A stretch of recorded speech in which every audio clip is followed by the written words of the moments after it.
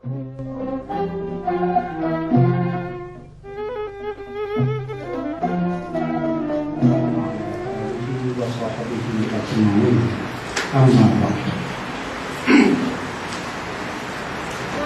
dan puan, putera-putera dan puteri-puteri Islam yang dihormati dan dimuliakan, alhamdulillah, lagi sekali kita bersyukur kepada Allah Subhanahu wa taala yang masih memberikan keizinan dan juga kesempatan kepada kita untuk berhimpun di petang yang ramai ini, untuk lagi sekali kita mentalaah, untuk lagi sekali kita mengkaji isi-isi Al-Quran Al-Karim.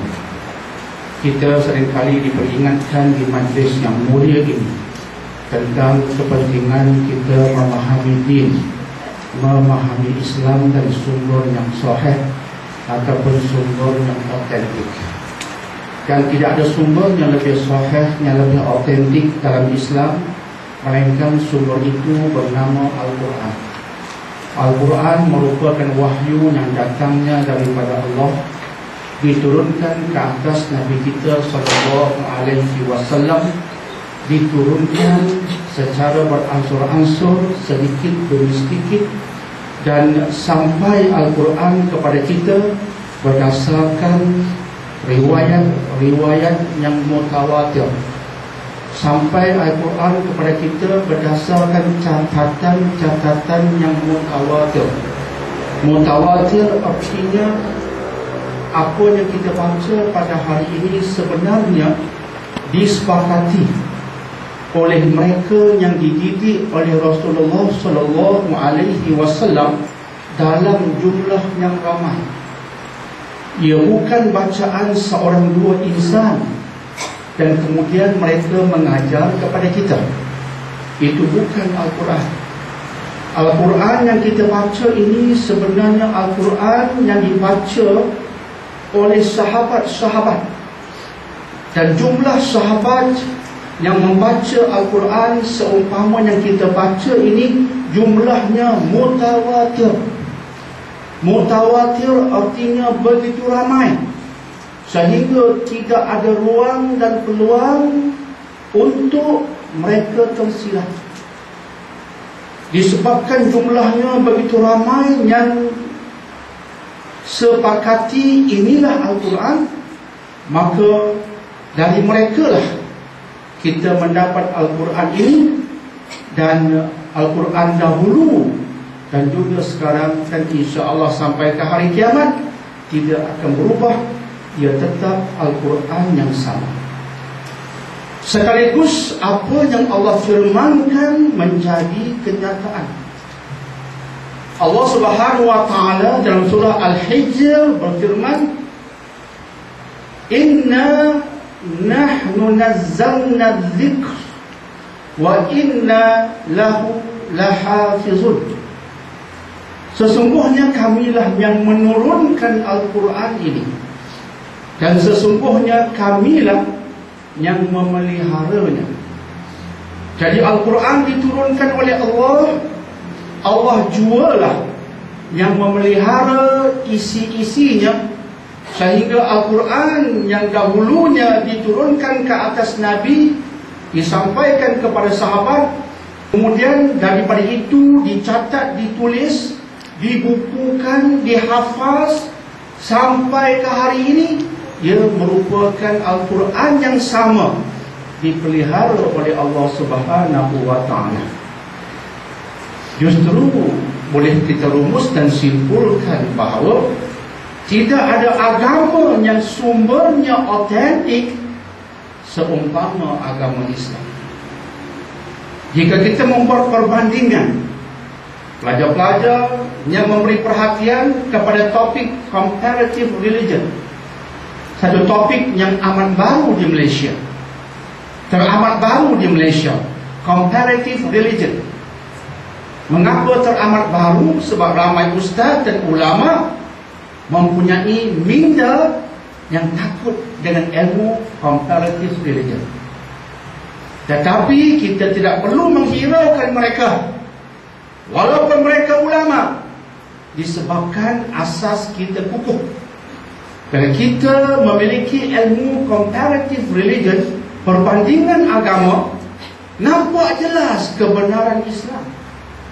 Sebagai contoh apa yang saya sebutkan tadi, bila kita membuat perbandingan Al-Quran dan agama lain yang juga ada kitab-kitab suci mereka, Al-Quran terpelihara, sedangkan kitab-kitab suci agama lain tidak terpelihara. Kita ambil sebagai contoh Bible. Injil yang asal hilang sama sekali.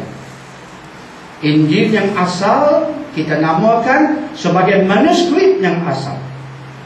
Agama perlukan manuskrip yang asal. Seringkali saya sebutkan di sini kalimat manuskrip perlu kita fahami. Bila kita belajar Al-Quran, bila saya sebut manuskrip, semua kena faham apa maksud saya. Sebab yang di tangan anda dan saya ini Al-Quran cetak. Al-Quran yang di tangan anda dan saya hanyalah Al-Quran cetak. Al-Quran yang dicetak, kemudian dicetak semula, dicetak lagi. Cetakan ini bolehkah kita pakai? Ini cetakan abad 20, abad 21. Bolehkah kita pakai? Sedangkan Al-Quran yang asalnya turunnya lama dahulu. Samakah dia? Sebab itu agama ini memerlukan tulisan yang asal. Tulisan yang asal itulah yang kita namakan sebagai manuskrip. Selepas ini, bila saya sebut manuskrip tanpa saya terangkan, anda semua kena faham apa maksudnya. Ia tulisan yang asal ditulis dengan tangan. Di atas benda-benda yang ada masa itu. Di zaman Nabi apa yang ada? Bukan kertas ini. Kulit haiwan, dedaun, dan begitulah seterusnya. Berbeza dengan cetakan ini. Ini cetak. Tetapi tulisan-tulisan itu terpelihara. Akhirnya dibukukan, akhirnya dicetak. Dicetak berdasarkan manuskrip yang asal. Dia mendatangkan keyakinan. Bila kita belajar sedemikian rupa, dia melahirkan keyakinan. Kita mengatakan, aduhai agama aku yang aku pegang sekarang, Al-Quran yang aku baca sekarang, terpelihara, tidak pernah diubah-ubah. Masya Allah. Ia memberi credibility kepada kepercayaan kita. Kemudian kita buat perbandingan. Bible sebagai contoh hanyalah Bible catatan kemudian, yang asalnya bernama Injil. Mana hilangnya Injil? Rupa-rupanya manuskrip yang asal ditulis atas papyrus, dan papyrus itu mudah berkecai dan sudah pun berkecai, sehingga Injil yang asal hilang 100%.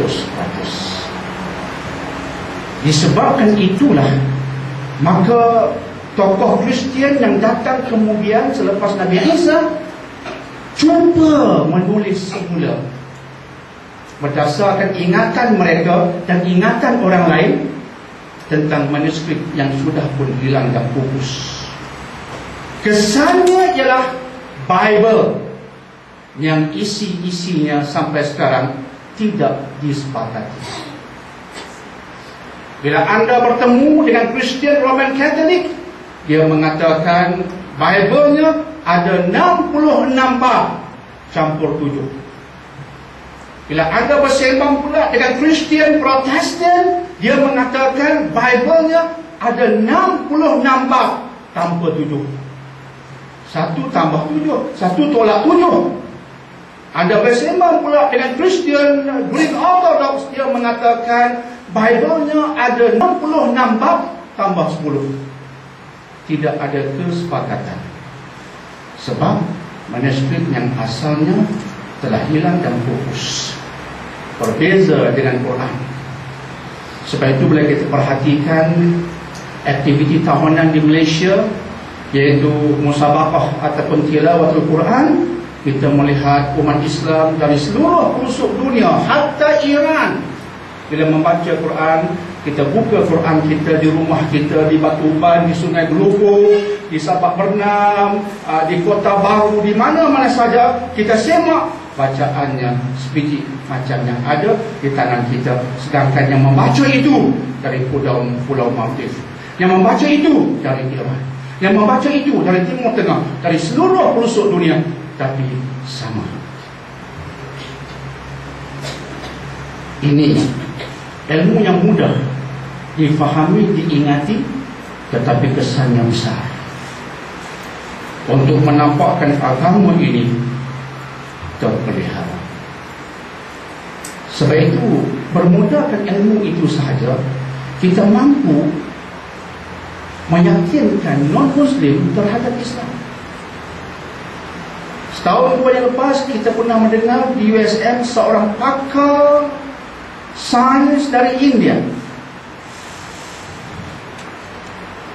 Pakar sains dari India yang juga pakar rodo etis di India, Dr. Priya. Saya sayang sekali tak berkesempatan mendengar ceramahnya, tapi berkesempatan mendengar ulasan yang dibuat oleh akhbar luar negara tentang dirinya. Bila mereka mewawancara beliau, bertanyakan, mengapa kamu pakar sains, etis terkenal, pakar rodo etis di India, tiba-tiba memeluk agama Islam? Dia berkata berdasarkan kajian, orang ini tidak beriman kerana dibayar. Orang ini tidak beriman disebabkan keturunan. Dia mengkaji dan dia mengatakan, aku mendapati tidak ada agama yang sumber pegangan mereka, sumber yang terpelihara, kecuali satu saja, agama Islam. Maka aku memeluk agama Islam. Inilah penceritaan yang penting kepada kita. Jadi apa yang kita kaji di petang-petang seperti ini, kita sedang mengkaji apa yang dikaji oleh para sahabat dahulu radhiyallahu anhum. Apa yang kita kaji sekarang merupakan bahan yang mereka kaji dahulu. Cuma yang hendak kita lakukan sekarang ialah menghayati sebagaimana mereka menghayati dahulu. Dia punya itu mungkin kita kalah dengan kekalahan yang teruk sekali, tapi Qurannya sama, insyaAllah. Jadi tuan-tuan dan puan-puan yang dihormati lagi dimuliakan, semoga mukadimah itu menyedarkan kita betapa pentingnya kita mendekati Quran, mendekati dengan membacanya, mendekati dengan mengkajinya, dan insyaAllah kita harapkan diberikan kekuatan untuk menghayatinya dan juga diberikan kekuatan untuk menyebarkannya, insyaAllah. Dan kita kembali kepada agenda kita, dan petang ini kita mulakan surah yang baru, surah nombor 75, surah yang bertajuk Al-Qiyamah. Al-Qiyamah bermaksud hari kiamat. Tema surah ini berkaitan dengan hari kiamat. Surah nombor 75. Kita mulakan daripada awal. A'udzu billahi minasyaitonir rajim. Bismillahirrahmanirrahim. La uqsimu biyaumil qiyamah wa la uqsimu bin nafsil lawwamah. Ayahsabul insanu allan najma'a 'idhamah. Bala qadirina ala an nusawwiya banana. Bal yuridul insanu liyafjura amamah. Yas'alu ayyana yawmul qiyamah. Fa idza bariqal basar wa khasafal qamar wa jumi'a asy-syamsu wal qamar Yaqulul insanu yawma'idhin aynal mafar kalla la wazar ila rabbika yawma'idhinil mustaqar. Sadaqallahul azim. Al-Qiyamah 1 hingga 12, yang bermaksud aku, yakni Allah, bersumpah dengan hari kiamat, dan aku bersumpah dengan jiwa yang amat menyesali dirinya sendiri. Apakah manusia mengira bahawa kami tidak akan mengumpulkan kembali tulang belulangnya? Bukan demikian. Sebenarnya kami berkuasa menyusun kembali hatta jari jemarinya dengan sempurna. Bahkan manusia hendak membuat maksiat terus menerus, dan dia bertanya, bilakah akan berlaku hari kiamat itu? Maka apabila matanya terbelalak ketakutan, dan apabila bulan hilang cahayanya, dan apabila matahari dan bulan dihimpun dan dikumpulkan, pada hari itu manusia berkata, kemana tempat lari? Sekali-kali tidak. Tidak ada tempat lari perlindungan bagimu, hanya kepada Tuhanmu sahajalah. Pada hari itu kamu dikembalikan. Tuan-tuan dan puan-puan, putera-putera dan puteri-puteri Islam yang dihormati lagi dimuliakan,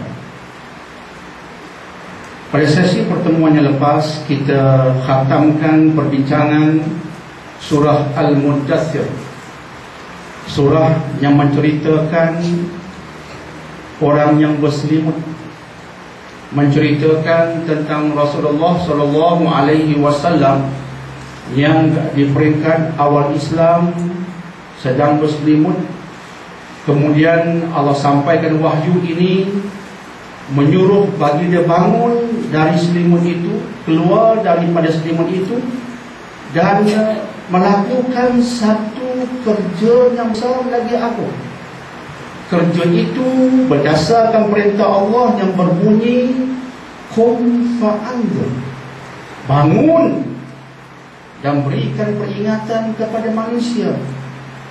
Kamu sekarang merupakan Rasulullah. Aku mengutusmu dengan risalah. Risalah ini bukan aku berikan hanya untukmu seorang sahaja. Ia untuk ummah. Ia risalah yang berkekalan sampai hari kiamat.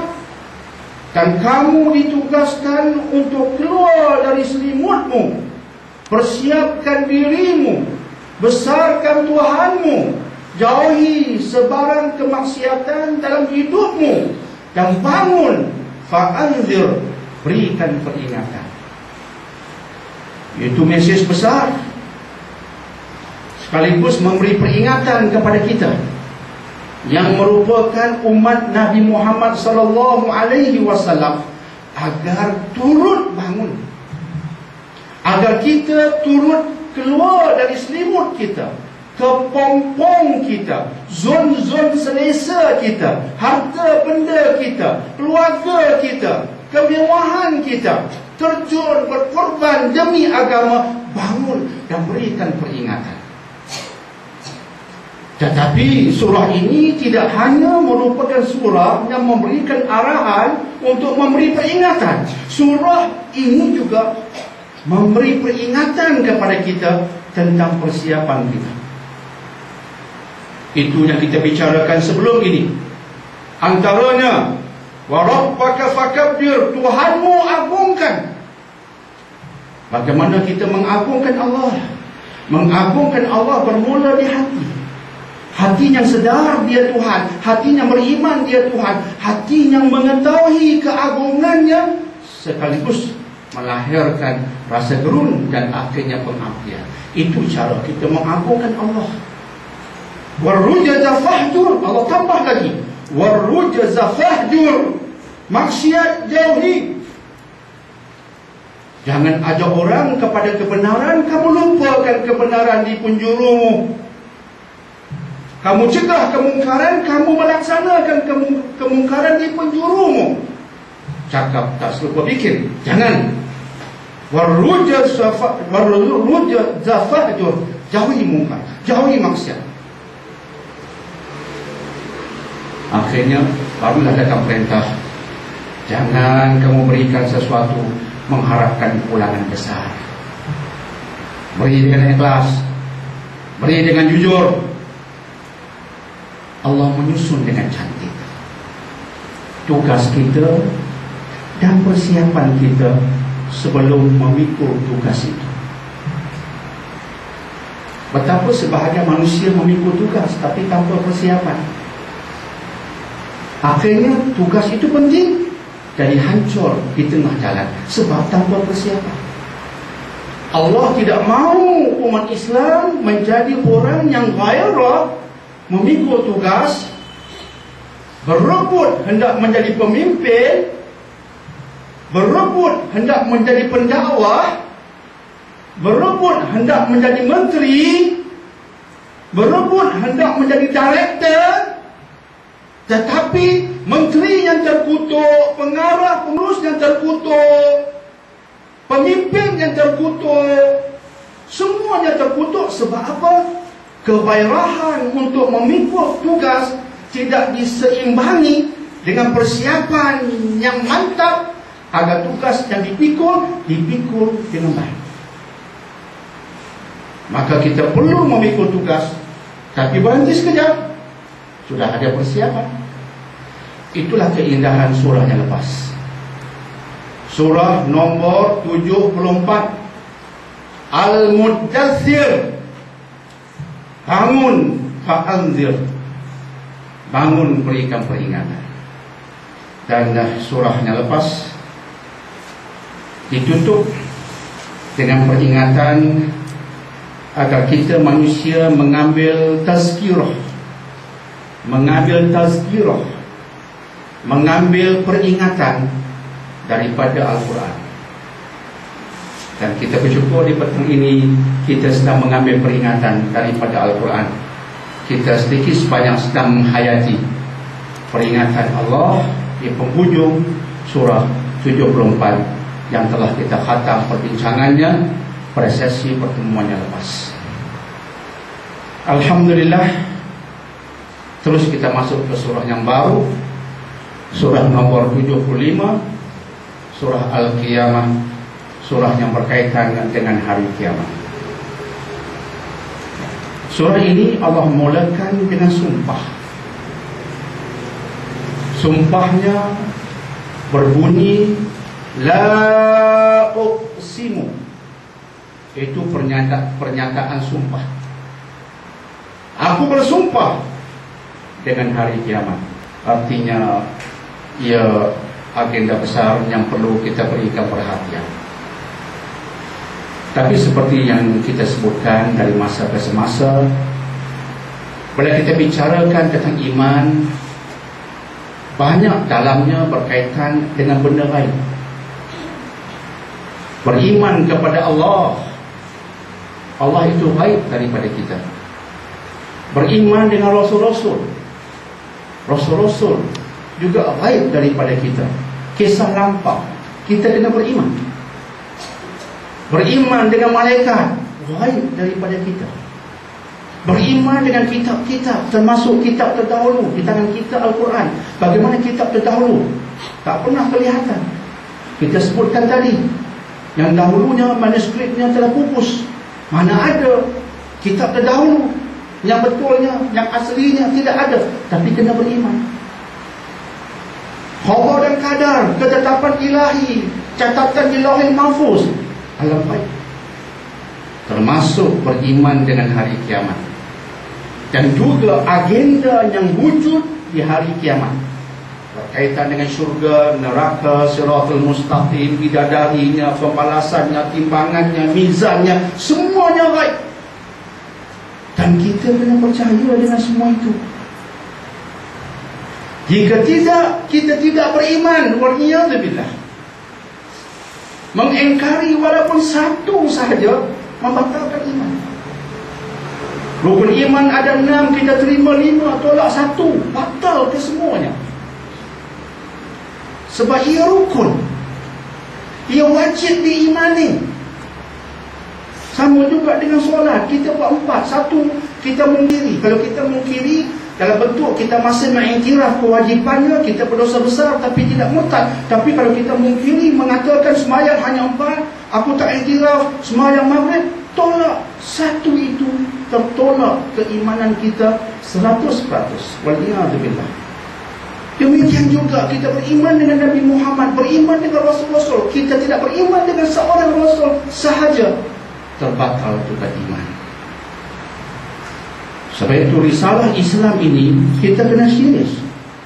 Sebab ia adalah satu risalah yang menuntut kita percaya kepadanya secara keseluruhan, secara pukal, dan tidak boleh menafikan walaupun satu. Itulah cabarannya. Itulah cabarannya. Sebab itu sering saya katakan di sini, orang yang paling bahagia siapa dia? Bukan yang naik kereta besar itu, jangan tertipu ya. Bukan. Bukan yang hidup di rumah banglo yang besar itu, jangan tertipu ya. Bukan yang berpangkat besar itu, jangan tertipu ya. Orang yang paling bahagia di dunia sebelum meninggal dunia ialah orang yang keimanannya itu mendamaikan hati dan dirinya. Dia harmoni dengan iman, dia damai dengan iman. Itulah orang ketika disebut nama Allah, Allah sebut dalam surah Al-Quran. Ketika disebut nama Allah, dibacakan Al-Quran kepada mereka, gemetar hati-hati mereka. Nak sampai ke makam itu, tuan-tuan dan puan-puan, bukannya mudah. Kita membacanya, bila kita membacanya, kita menyadari sudah pastinya ada orang yang sampai ke makam itu. Tapi kita sampai tak? Bukannya mudah. Tapi jika hati sudah damai dengan iman, Allah sebut tentang alam ghaib, aku terima, dia benar. Apatah lagi nak sampai ke makam Abu Bakar As-Siddiq radhiyallahu anhu. Gelaran bagi beliau As-Siddiq. Namanya, nama asalnya tanpa As-Siddiq. Nabi berikan gelarannya kemudian As-Siddiq, yang membenarkan segala-gala yang datang dari mulut Nabi. Hatta ketika berlaku Isra' dan Mi'raj, ada orang Islam, segelintir orang Islam yang sudah meragui kebenaran. Sebab kejadian Isra' dan Mi'raj, apatah lagi ketika itu, merupakan kejadian yang memang tidak masuk akal secara logiknya. Orang kafir mentertawakan orang Islam, mentertawakan Nabi Muhammad. Apa ini Muhammad? Jika hendak menipu pun ceritalah benda lain. Jika nak menipu pun ceritalah benda lain. Ini ceritanya betul-betul tidak masuk akal. Pergi ke Baitul Maqdis, naik ke langit, ke Sidratul Muntaha seperti yang kamu katakan, turun balik, patah balik ke tempat asalmu dalam masa tak sampai 1 hari. Ya Muhammad, jika nak menipu, menipulah dengan cerita lain. Akhirnya mereka puji Abu Bakar. Ya Abu Bakar, kamu dengar cerita Muhammad. Apa dia? Sekian. Siapa yang berkata ini? Muhammad. Muhammad kawanmu itu. Muhammad.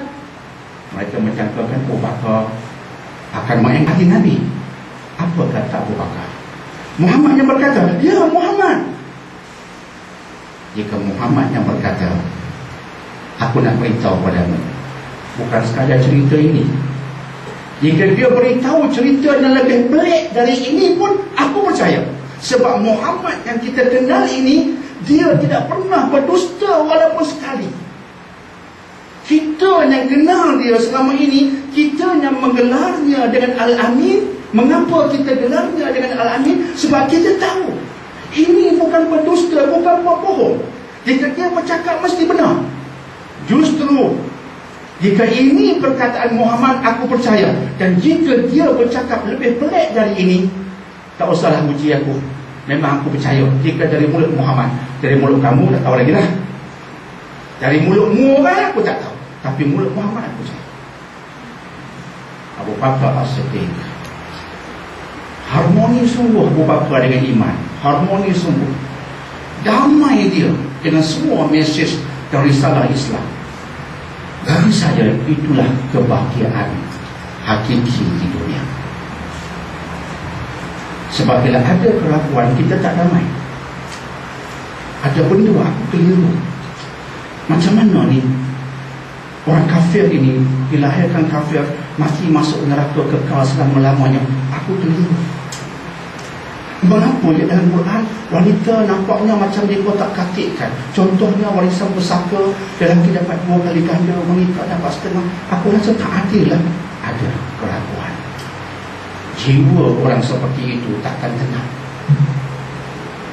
Dia tidak boleh harmonikan kepercayaannya dengan logiknya.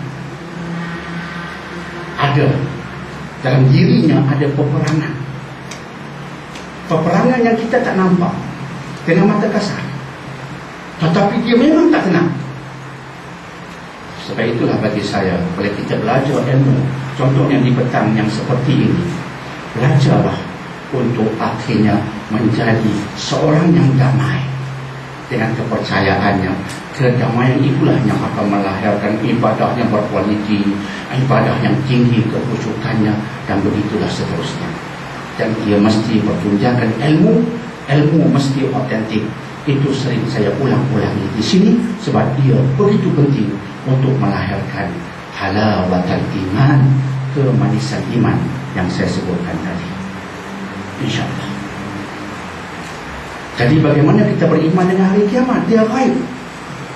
Kerana Quran berkata tentangnya. Bolehkah kita percaya dengan semua yang dikatakan Quran? Sebab Quran diturunkan pada Al-Amin. Al-Amin yang tidak pernah menipu. Betulkah dia tak pernah menipu? Jika dia nak menipu, boleh sangat. Sebab ramai pengikut yang percaya pada Al-Amin akan mengikut perintah baginda dengan mudah. Tetapi baginda seringkali mengatakan, mesej aku sampaikan, dan aku langsung tidak meminta upah apa-apa pun daripadanya. Malah baginda beribadah lagi teruk daripada sahabat-sahabat. Malam tidur sedikit, jaga lama, beribadah sampai tua, sampai bengkak kaki-kaki. Hartanya ada, tetapi dia ambilnya sekadar perlu. Lebihannya dia sedekahkan, diwakafkan. Ini bukan penipu. Dan kemudian berlaku mukjizat depan mata. Semua ini melahirkan keyakinan. Sebab itu sering saya katakan bahawa pintu masuk kepada keimanan ialah kajian berkaitan alam nyata. Bila kita masuk sepenuhnya. Tapi pintu masuk tu betul. Sebab itu kadang kalau orang sains ini, dia senang menerima Quran. Sebab pintu masuknya logik. Pernah saya ceritakan pengalaman Skip Estes, sekarang Yusuf Estes. Skip Estes dari Texas, Amerika. Sekarang pendakwah Islam yang gigih. Dia seorang manusia yang anti-Islam, teramat membenci Islam. Tiba-tiba hari ini teramat mengasihi Islam. Bagaimana manusia boleh berubah sedemikian rupa? Satu ketika anti-Islam, kemudian begitu berdamai dengan Islam. Begitu berdamai dengan Islam, bukannya mudah. Hentam Islam, dia bangun membela dengan penuh keyakinan. Itu orang yang sudah yakin, sudah berdamai dengan Islam. Pada salah satu ceramahnya di Australia, pada masyarakat umum, majoritinya orang barat, yang datang mendengar ceramahnya, boleh anda dengar di YouTube ceramah itu sepenuhnya. Dia berkata, ketika aku Kristian, dia berkata, ada benda yang otak aku tidak boleh faham. Ada benda yang jelas aku tidak boleh menerima. Tetapi aku diberitahu terima, walaupun logiknya tidak ada sama sekali. Logik agama pun tak ada. Logik akal lagi tak ada. Logik agama pun tak ada. Tapi bila aku kaji Islam, Islam berkata, dalam Islam kepercayaan adalah berdasarkan logik dan keyakinan. Dua-dua bergabung. Sebab itu bila kita bercakap tentang alam gaib, kita berkena logik.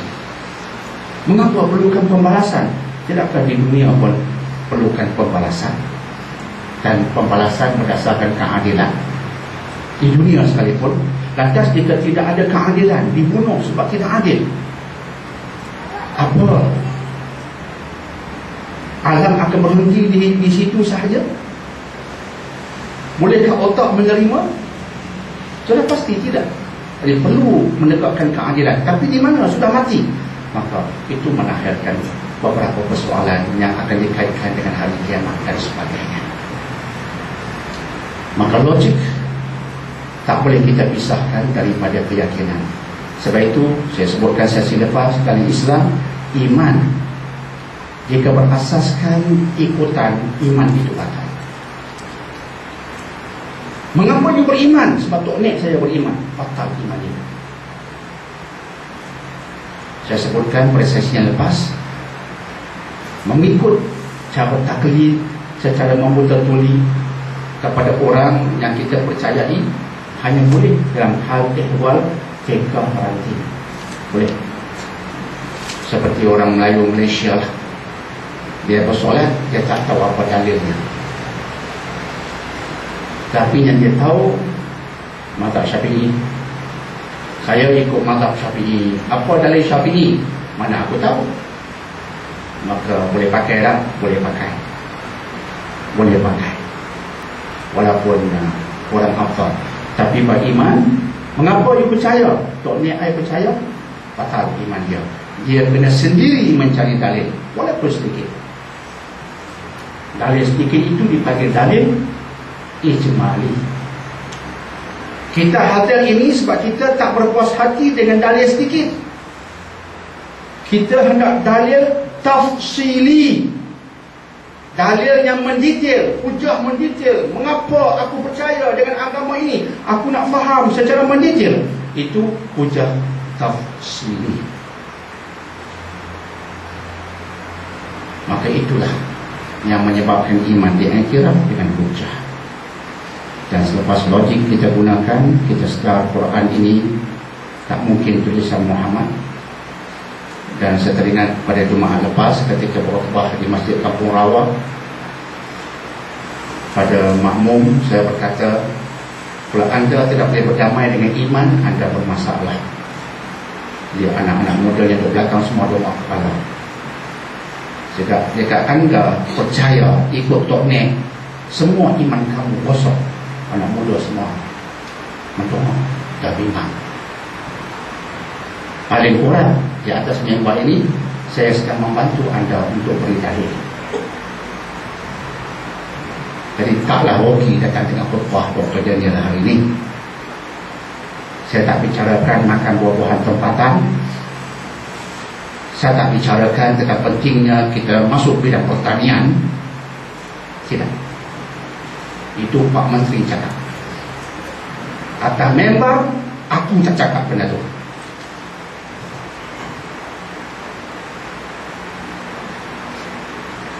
Maka saya kata, siapa antara anda yang sedar besi tak pernah ada di muka bumi? Saya yakin anda tak pernah sedar pun. Tak pernah tahu pun bab besi ni. Tiba-tiba Nabi Muhammad bercakap tentang Al-Hadid. Kamu di era moden pun tak tahu menahu perincian bab besi. Tiba-tiba 1400 tahun terdahulu ada seorang manusia nama Muhammad hidup di era jahiliyah, era kebodohan, era jahiliyah. Tiba-tiba dia baca ayat Quran tentang besi. Kamu pun di era sains tak mengkaji besi, dia kaji besi.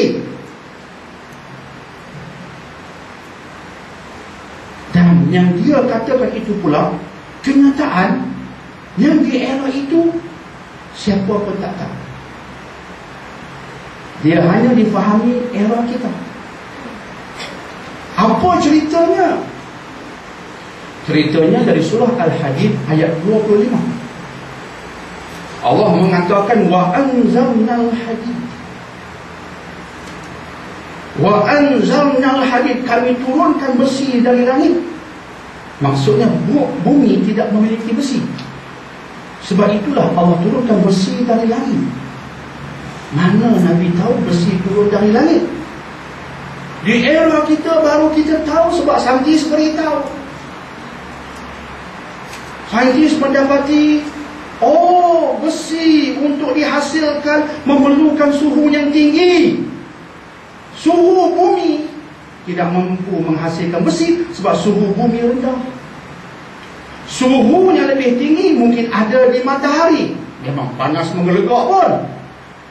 Tiba-tiba suhu matahari pun masih rendah, tidak mampu menghasilkan besi sebab suhu matahari kemuncaknya di pusat matahari itu ketinggiannya hanya mencecah puluhan juta Celsius.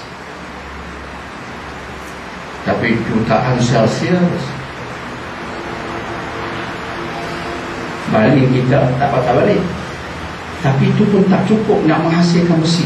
Besi boleh dihasilkan dengan suhu yang mencecah ratusan juta Celsius. Matahari hanya mencecah puluhan juta Celsius. Makanya menghasilkan besi di mana? Bintang-bintang yang berganda-ganda lebih besar daripada matahari, berganda-ganda lebih besar, dan di situlah suhunya mencecah ratusan juta Celsius. Bintang itu menghasilkan besi. Di satu tahap dia meledak. Ledakan itu dipanggil supernova.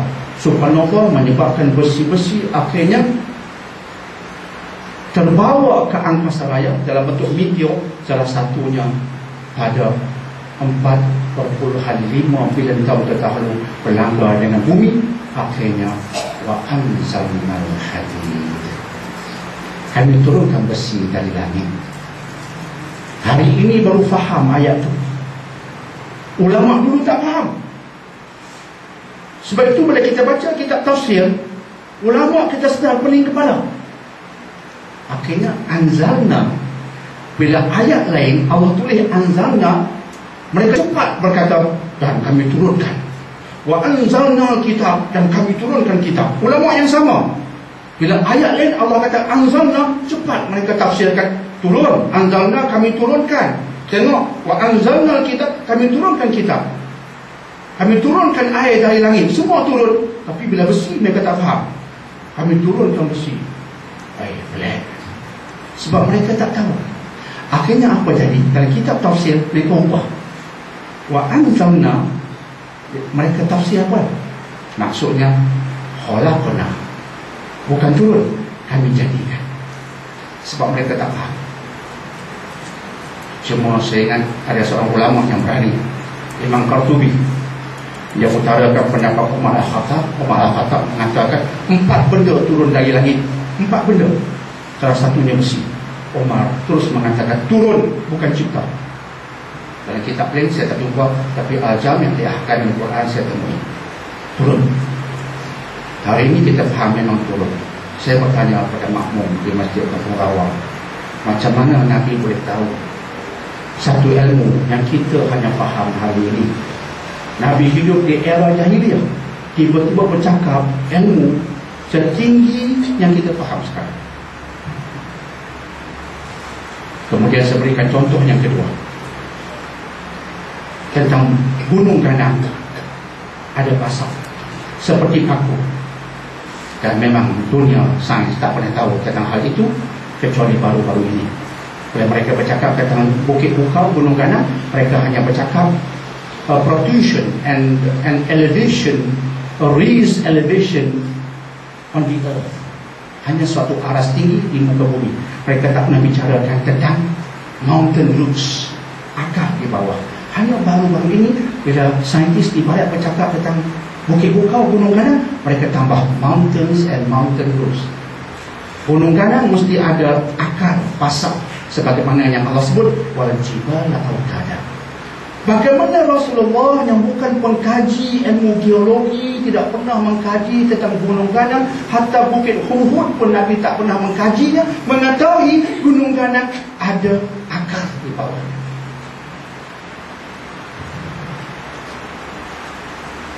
Jadi itu pintu masuk pada kepercayaan. Akhirnya apa yang kita katakan ialah subhanallah. Jadi Al-Quran bukan rekaan Nabi ya. Al-Quran jika bukan rekaan Nabi, sebab mesejnya melampaui zaman. Jika Quran bukan ciptaan Nabi, mana Nabi tahu? Sebagaimana yang Nabi katakan, dan Nabi tak pernah berdusta, bahawa aku mendapat wahyu daripada Allah. Innama ana basyarun mithlukum. Aku manusia macam kamu. Ini kenyataan Nabi disebut dalam Quran. Innama ana basyarun mithlukum. Aku ni orang macam kamu. Bukan jin yang bersembunyi di Bermuda Triangle, tidak. Aku bukan jin jiwa. Aku orang macam kamu. Tapi ada satu yang berbeza. Yuha ilai. Aku mendapat wahyu.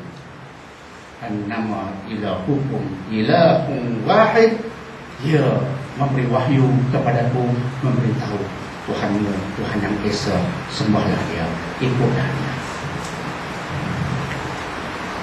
Itulah yang menyebabkan akhirnya kita sedari hebatnya Quran. Kita beriman dengan wahyu selepas itu, dan wahyu memberitahu berimanlah kepada Allah. Allah gaib, tapi kita beriman dengan wahyu. Kita beriman dengan segala-galanya, termasuk yang gaib, termasuk hari kiamat. Itulah pintu masuk kepada surah ini. Maka dalam surah ini, ayat pertama, Allah bersumpah tentang hari kiamat yang gaib itu. Sumpah yang membawa maksud ia adalah benar, ia adalah hak. Aku bersumpah dengan hari kiamat, dan aku bersumpah dengan nafsul lawamah, dan aku bersumpah dengan nafsu, jiwa yang lawamah. Lawamah diterjemahkan di sini sebagai jiwa yang menyesali dirinya sendiri. Ini ayat-ayat yang indah, sebab dia ada berkaitan dengan jiwa manusia, psikologi manusia. Ada paling kurang 3 ayat yang indah yang bercakap tentang aspek kejiwaan yang berkaitan dengan jiwa insan. Jiwa yang paling teruk ialah jiwa yang Allah sebutkan sebagai nafsul ammarah. Dalam surah Yusuf Allah sebut tentang nafsul ammarah. Ammarah artinya nafsu yang sentiasa memujuk tuannya melakukan kemungkaran dan kesalahan. Itu nafsu jahat. Dia tidur dengan azam. Besok pagi lepas aku bangun tidur, apa jaga. Orang ni kena jaga. Sebab apa? Tindakannya. Dia suka berzina, dia suka berkhalwat, dia suka mencuri. Ada kesempatan, dia lakukan kemungkaran. Ada ruang, dia buat benda salah. Itu nafsul ammarah. Dan Allah mengatakan nafsul ammarah ini sentiasa mengajak kepada su. Allah guna kalimat su. Su, keji. Itulah nafsu yang paling bawah, paling teruk. Dia suka benda keji. Sebab itu di dunia mesti ada orang macam itu. Mesti ada orang macam itu. Hobinya melakukan kekejian, seronok. Maka lahirlah the serial killers, pembunuh bersiri. Bukan sahaja gambar bersiri, sekarang sudah ada pembunuh bersiri. Minggu ini seorang, minggu depan filem pembunuhan yang lain pula. Tapi realiti aku bunuh bersiri hari Rabu.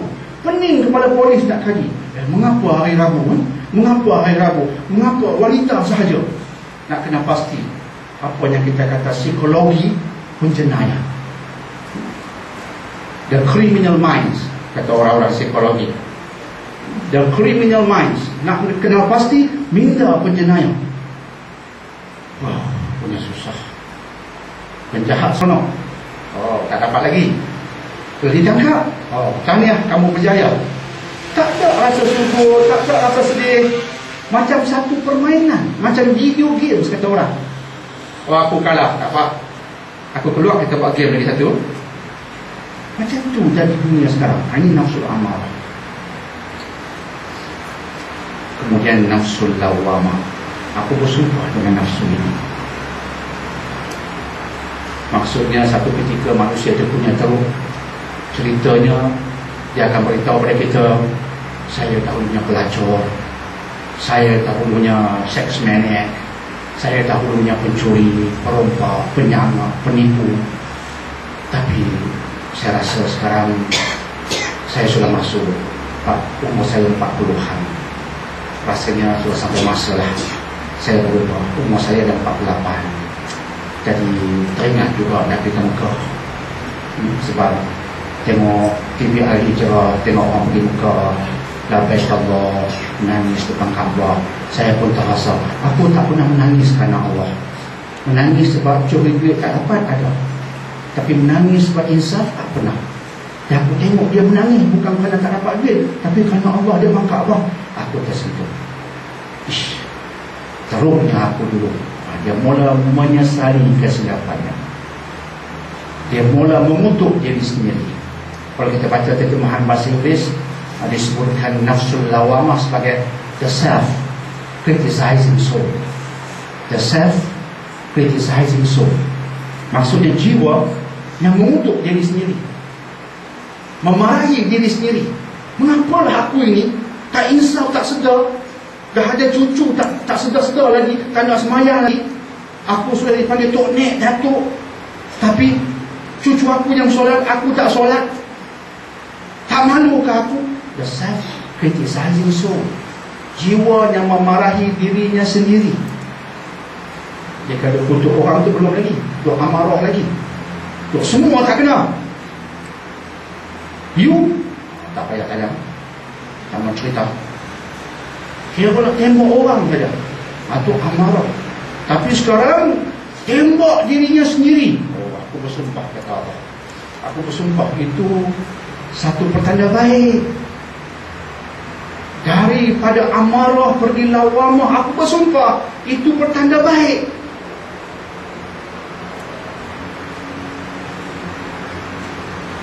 Sebab itu kalau ikut kajian sekarang, bila saintis Muslim dia bertemu dengan satu ayat, ayat berkata nasyi'ah,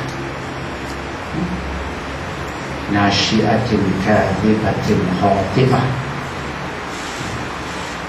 Allah bersumpah dengan ubun-ubun nasyi'ah, ubun-ubun yang jahat berdosa, ubun-ubun yang jahat berdosa. Siapa faham dahulu ubun-ubun jahat berdosa, ubun-ubun jahat berdosa, pelik kan? Tapi pada abad 20 baru orang sedar kawasan ubun-ubun ini letak di bawahnya ialah kawasan korteks, pre-korteks. Dan memang kawasan di sini bahagian bawah itu otak, kawasan otak bahagian korteks, bahagian kawasan ubun-ubun ini, dia memberi arahan tentang nilai-nilai salah. Sebab itu Allah berkata, yang jahat ni dari sini, otak bahagian ni. Kalau boleh kita sucikan bahagian ini, dapat ilmu Quran, zikir selalu, bersihkan minda, kebersihan minda, oranya, nurnya lebih tepat pergi pada otak bagi ubur-ubur nasyiah. InsyaAllah arahannya positif. Tapi jika ia masih kotor, nafsunya amarah. Jadi Allah bersumpah dengan lawamah. Maka itu tahap kedua. Kita berubah, akhirnya aku tak semayang. Kita marah diri kita, tapi tak semayang. Maksudnya kita hidup dalam keadaan sekejap buat baik, sekejap buat jahat. Tapi selepas melakukan kejahatan, kita marah diri kita, muhasabah diri kita. Itu bagus. Bila boleh mengutuk diri sendiri, itu pertanda baik. Aku bersumpah dengan nafsu itu, dengan jiwa itu.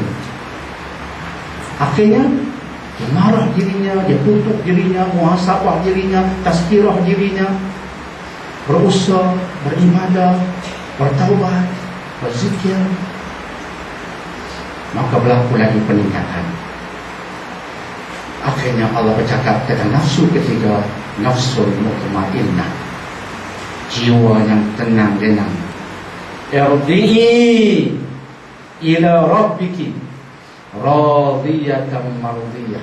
Itu jiwa istimewa.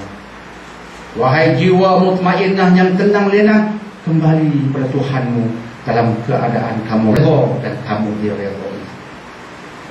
Kamu akan redha dengan apa yang aku berikan kepadamu, sebab aku redha denganmu. Radiyatan mardiyah. Tapi nak sampai ke makam tu, jauh perlu banyak mujahadah. Lawan nafsu, mujahadah, lawan nafsu sendiri. Jihad biasanya dikaitkan dengan lawan dengan musuh luar, mujahadah musuh dalam. Itu yang paling susah. Jadi kita kembali kepada ayat nombor 2. Allah bersumpah dengan nafsul lawamah. Semoga kita adalah jiwa itu. Paling kurang amarah yang ada, paling kurang mengampunlah aku teruk, paling kurang. Pasal apalah aku masih bodoh, paling kurang. Mengampunlah aku cakap kasar tadi, paling kurang. Mengampunlah aku maki dia tadi, paling kurang. Mengapa aku kutuk mereka tadi, paling kurang. Aku ni silap banyak, aku ni kesalahan banyak. Masya Allah. Itu proses yang akan meningkatkan diri. Wala uqsimu bin nafsil lawamah. Aku bersumpah dengan jiwa itu, jiwa yang menyesali kesilapan dirinya sendiri. Terus kita masuk ke ayat nombor 3. Apakah manusia mengira kami takkan mengumpulkan kembali tulang belulangnya? Tapi Quraisy mentertawakan Nabi. Ya Muhammad, selepas berlaku kematian akan dibangkitkan semula di hari kiamat. Tema surah ini berkaitan hari kiamat. Dibangkitkan semula, hancur luluh tulang-tulang akan disatukan, menjadikan manusia yang tulang belulang sudah terpisah-pisah itu disatukan semula, dijadikan elok takwim seperti yang asalnya. Ya Muhammad, tidak masuk akal. Allah turunkan ayat. Aku bersumpah dengan hari kiamat. Ya hak, ya pasti berlaku. Kamu mengira aku tak mampu himpun tulang-tulang itu? Maka datang ayat keempat. Sebenarnya bukan sekadar itu. Bukan sekadar itu. Malah kami Allah berkuasa menyusun kembali jari jemarinya dengan sempurna. Sekadar tulang mudah bagi Allah. Sekadar menghimpun tulang mudah. Biar aku beritahu padamu yang lagi susah. Yang lagi susah itu pun aku boleh buat. Apa yang lagi susah? Menghimpun jari jemari ini. Itu lagi susah. Tulang kejadiannya nampak kasar sedikit, tapi jari jemari ini dah halus. Jadi saintis Muslim dia terfikir, kenapa Allah kata kami mampu himpunkan tulang, hatta jari jemari pun kami mampu hiburkan. Mengapa Allah sebut khusus banana? Banan bahasa Arab, jari, banana jari jemarinya manusia. Mengapa Allah khusus tentang jari jemari? Mengapa Allah tak sebut bukan sekadar tulang, hidung pun boleh? Kenapa tak sebut hidung? Bukan sekadar tulang, telinga pun boleh? Mengapa Allah kata bukan sekadar tulang, jari jemari pun boleh? Akhirnya kajian dilakukan, rupa-rupanya kemudian baru disahkan bahawa jari-jari manusia ini berbeza setiap orang. Pada dasarnya, secara umum setiap orang cap jarinya berbeza. Sebab itu dimanfaatkan sampai sekarang. Cap jari ada dasar. Secara umumnya jari jemari yang dalamnya padanya ada cap jari, ada garis-garis, ada gurisan-gurisan, fingerprints. Berbeza seorang dengan seorang yang lain. Manusia wujud sekian lama, jari jemarinya dengan gurisan-gurisannya tidak sama. Siapa yang mengetahui jari ini mesti berbeza dengan jari-jari manusia sejak dahulu? Siapa yang tahu? Dan tak mungkin tersilap. Takkan jari sendirinya tahu. Dalam proses penciptaan, dari sel tahu. Sel bagi arahan, jari ini kena jadi macam ni ya. Sel itu tidak ada intelek. Sel itu tidak ada minda. Dia tidak ada otak. Dia cuma bergerak ikut saja. Ikut apa? Jika dia tidak ada intelek, tidak ada otak, dia tak berfikir. Tapi dia bertindak macam dia berfikir. Dia mesti beza sikit. Sebab yang macam ini dah ada dulu 10,000 tahun dulu. Macam mana dia tahu hari ini? Untuk jadikan jari yang berbeza, macam mana dia tahu? Dia tak tahu. Dia cuma mengikut perintah dari Dia yang Maha Mengetahui, Allah. Jadi inilah ayat yang saintifik. Bila kita kaji, subhanallah, Allah dalam bahasa yang mudah, hanya satu ayat nak menceritakan akulah sebenarnya yang menjadikan jarimu yang kecil tapi unik ini. Jika yang unik ini aku boleh buat dari tiada jadi ada, yang ada pula unik, jadi dari ada nak diadakan semula, apa susah? Dan aku boleh adakan semula benda yang asalnya aku yang buat. Aku yang wujudkan keunikan ini, dan aku lagi sekali boleh wujudkan dalam bentuk yang sama sebab aku tahu. Nak ceritakan siapa dia. Sekaligus Allah bercakap tentang hari kiamat, tapi di sebalik ayat tentang hari kiamat ada faktor saintifik bagi kita. Sekaligus melahirkan kekaguman terhadap Quran yang menampakkan mungkinkah Muhammad menulis ini? Mungkinkah Muhammad dahulunya, kalau kita bercakap secara umum, mungkinkah Muhammad dahulunya dia mengetahui jari jemari ini unik, sebab itu aku nak cipta ayat ini. Bukan sekadar tulang boleh aku kembalikan, jari jemari yang luar biasa ni pun aku boleh jadikan semula. Luar biasa. Tak mudah dibuat, tapi aku boleh buat sebab aku mampu. Aku Allah.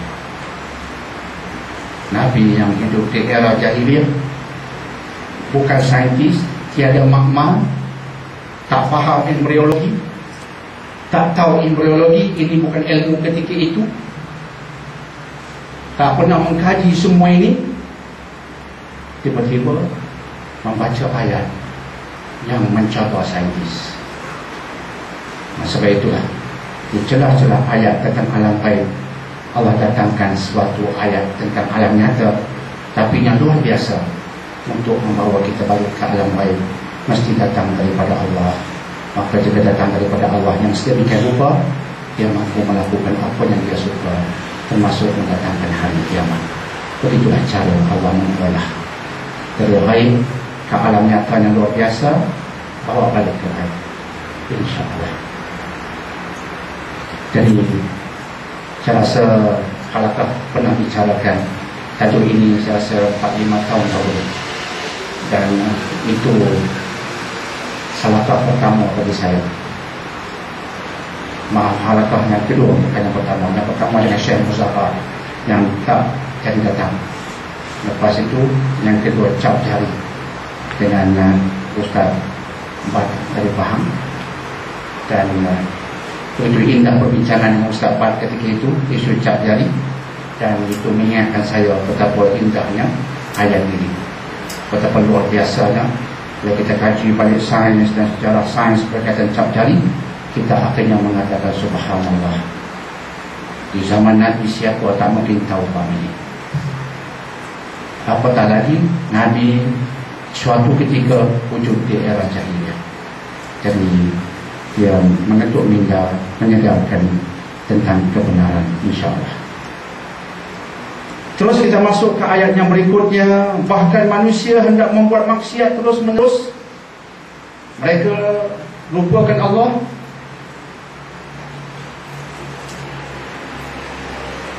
Mereka lupakan Allah dan terus menerus hendak melakukan maksiat. Itulah manusia yang amarah. Sebab itu Allah puji yang lawamah, dia nak berhenti maksiat. Tapi yang terus menerus bermaksiat, dia masih amarah. Allah sebut tentang mereka hendak terus bermaksiat. Maka akhirnya dia akan bertanya, nak mencabar Nabi, bila hari kiamat itu? Maka dia akan berlaku, dan ketika dia berlaku, mata akan terbeliak ketakutan. Terbeliak ketakutan. Senario diceritakan Allah tentang hari kiamat. Mata terbeliak ketakutan. Bulan tiba-tiba hilang cahayanya. Matahari dan bulan dikumpulkan pelanggaran, dan manusia terkejut, cuba melarikan diri, tapi merasakan tak ada tempat yang selamat. Maka mereka berkata, nak lari ke mana? Ada tak tempat selamat? Mereka bercakap sesama sendiri. Maka Allah menjawab, kalla, tidak sekali-kali, la wazar, tidak ada tempat selamat bagimu lagi. Ila rabbika, kamu sekarang akan beredar untuk pergi ke Tuhanmu pada hari mustaqar, hari tempat kembali. Tamat riwayat alam ini.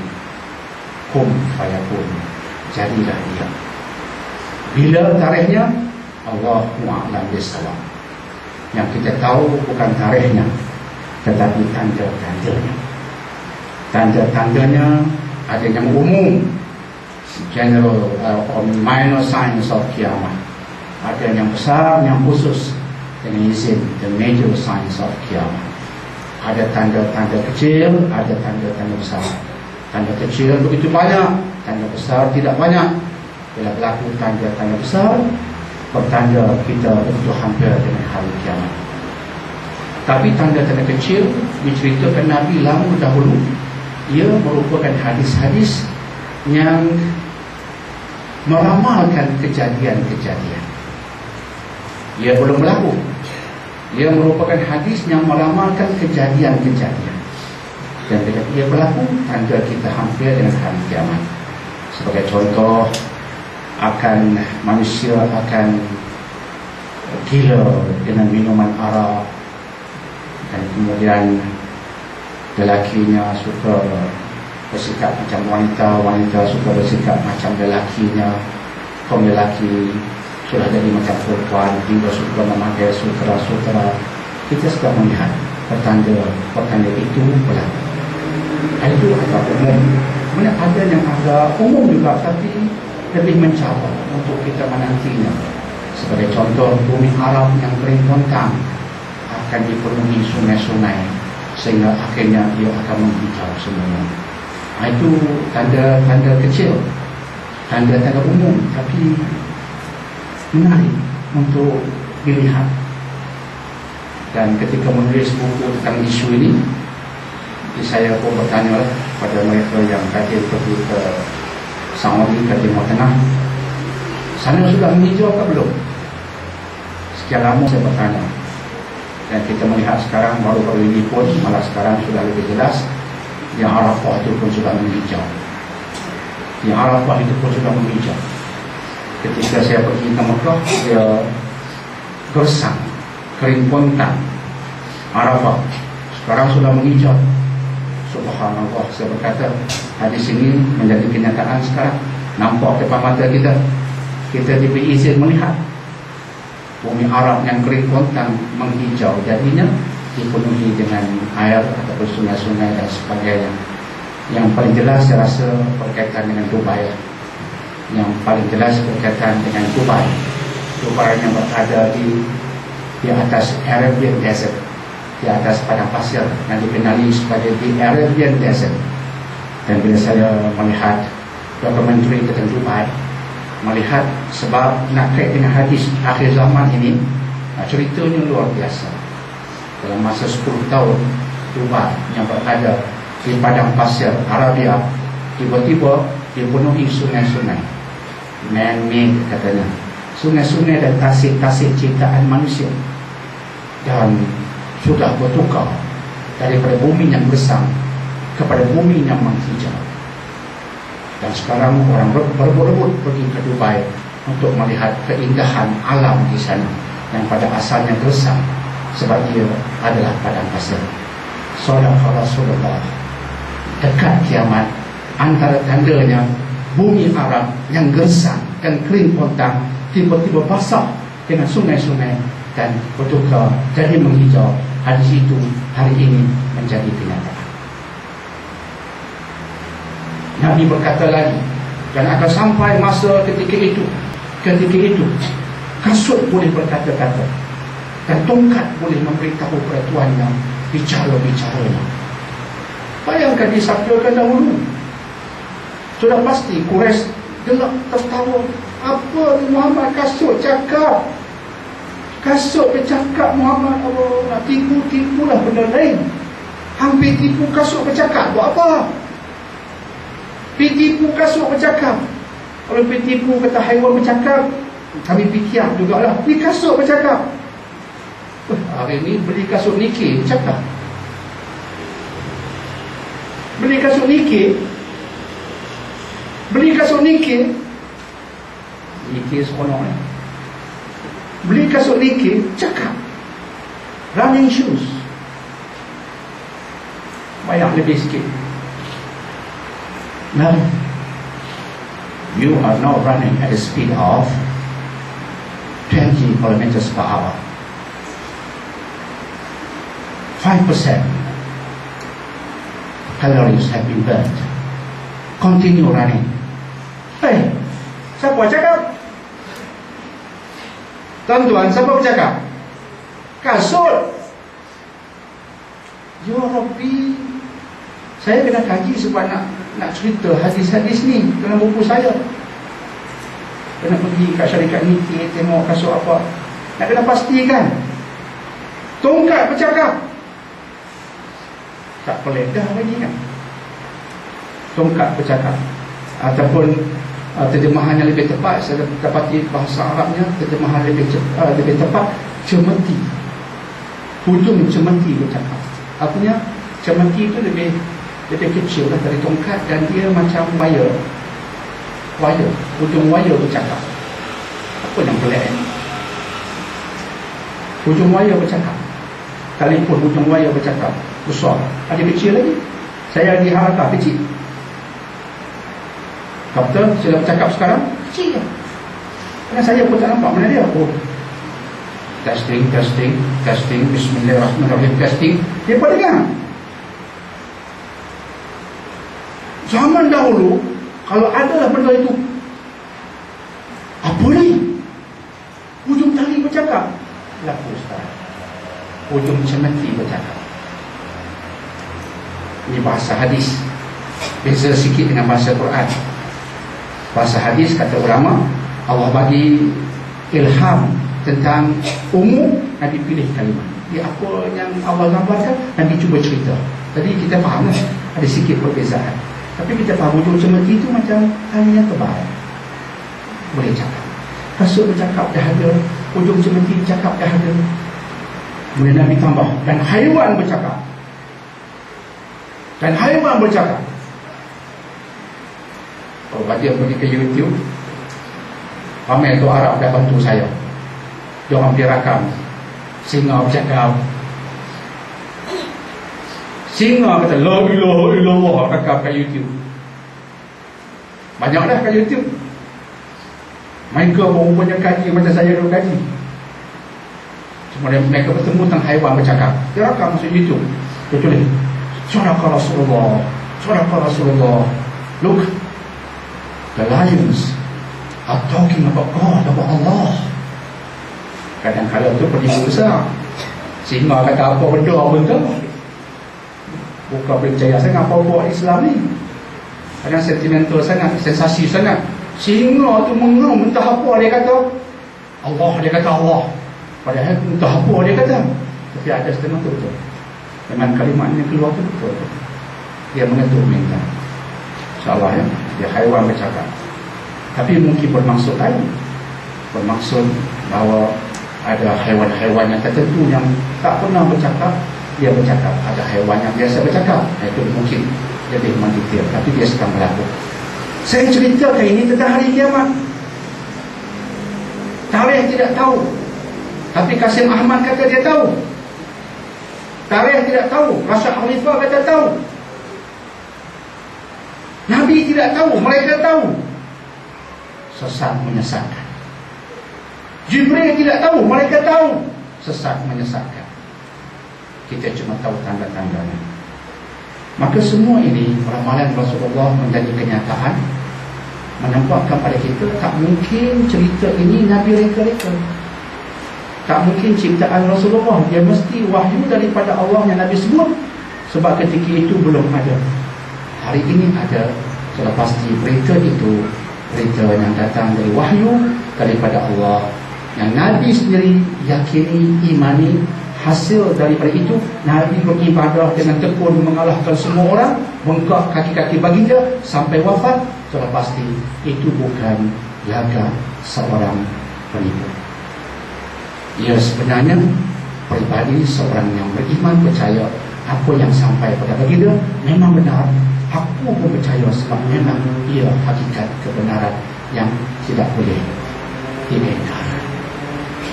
Semua ini kita himpun untuk merumuskan bahawa sumpah Allah tentang hari kiamat, sumpah yang benar, ia pasti berlaku, InsyaAllah.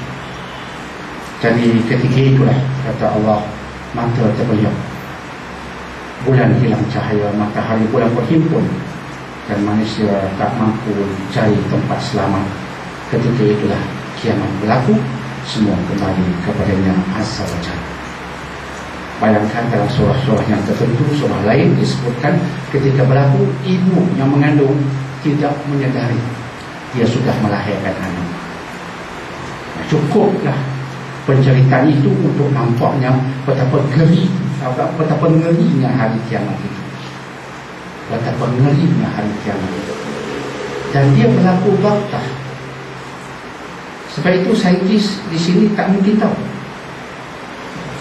Sebab itu kalau kita baca ilmu kosmologi, mereka mengatakan do not worry, jangan bimbang, kita mungkin hidup lagi 1 juta tahun. Saintis punya telahan, saintis punya telahan. Berlaku Big Bang, alam mengembang, kaji alam mengembang, alam masih mengembang. Jika berlaku proses ini dan dia berterusan, dia ukur balik, oh, kehidupan di bumi ini lama lagi. Tapi Allah beritahu dalam Quran, dia berlaku mengejut ketika siapa pun tidak mencangkakan kejadiannya. Bukan sesuatu yang saintis boleh ukur. Tiba-tiba di tengah-tengah keadaan hidup, kun fayakun, kehendak Allah, ditiupnya sangkakala, dan Allah masukkan sesuatu yang menyebabkan alam ini tak lagi seimbang, tak lagi harmoni, dan akhirnya manusia terkejut. Mana tak terkejut tengok matahari datang langgar dengan bulan, tak terfikir. terfikir. Kalau orang sebut akan berlaku solar storm, matahari suatu ketika nanti akan memancarkan iaitu cahaya radiasi lebih kuat menuju ke bumi. Tak terkejut, dia dapat dijangkakan. Tetapi matahari datang berlanggar dengan bulan, Allah sebut bulan dan matahari berkumpul. Seorang ibu keluar rumah, tengok itu berlaku, mengandung, terkejut, bayi keluar, dilahirkan. Biasa ibu bila nak melahirkan anak, dia rasa sakit dan pegang perut. Bila bayi dilahirkan, Allah punya lega, punya sayang kat baby itu, punya sayang. Tanya, how is my baby? Doktor, how is my baby? Nanti saat tak menangis lagi, sabar. Allah punya sayang tu anak dia. Bapa tak kisah sangat, tunggu ya, apa cerita, tak ada lagi. Dia pun risaulah juga, tapi kenalah 3 botol Coca-Cola dah. Yang ibunya, Allah, what happened to my baby? Doktor punya sayangnya lebih. Tapi bayangkan dekat hari kiamat itu, baby keluar, dia buat dulu, malah tak sedar. Sakit itu macam tak sakit. Artinya ada suatu kejutan lagi besar yang menarik minda ibu. Ibu yang sensitif tentang anak, tiba-tiba tak sensitif lagi, sebab minda itu sensitif pada benda lagi besar. Ini matahari berlanggar dengan bulan. Allah cerita takat tu. Kalau ibu pun begitu bayang orang lain, lagi terkejut, lari. Tapi Allah kata, nak lari ke mana you? Tak ada tempat yang selamat. Dan itulah kehancuran. Kehancuran yang Allah tetapkan dinamakan sebagai hari kiamat. Jadi kita berdoa, kita bersedia untuk semua itu. Cuma kadang-kadang kita tak bertemu dengan hari kiamat yang betul, sebab kita mati dulu. Kita tunggu hari kiamat, tak lagi, kita tengok mati dulu. Jadi persiapan untuk mati itu lagi penting. Sebab itu lebih hampir. Hari kiamat ini nampaknya tanda-tanda besar belum datang. Secara umumnya Nabi Isa belum turun sebagai contohnya. Jadi belum lagi lah, InsyaAllah. Tapi yang pasti maut kita begitu hampir. Itu pun satu bentuk kiamat. Kiamat kecil, kiamat di penjuru kita sendiri, tamat riwayat kita, pelaku kehancuran kita sendiri.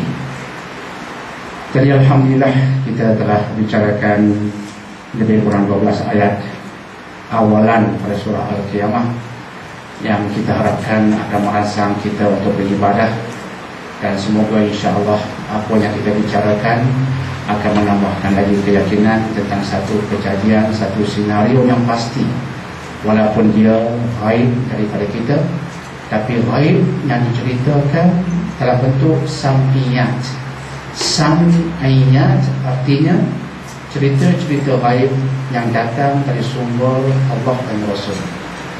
Cerita-cerita ghaib yang datang dari sumber insan hendaklah ditolak. Tapi sumber-sumber alam ghaib yang datang dari sumber Allah dan Rasul wajib kita terima dan kita imani. Salah satunya tentang hari kiamat yang ayat-ayatnya baru kita bicarakan tadi. Semoga meningkatkan lagi keyakinan berdasarkan sumber autentik, dan semoga menambahkan lagi amal di penjuru kita masing-masing, insyaAllah.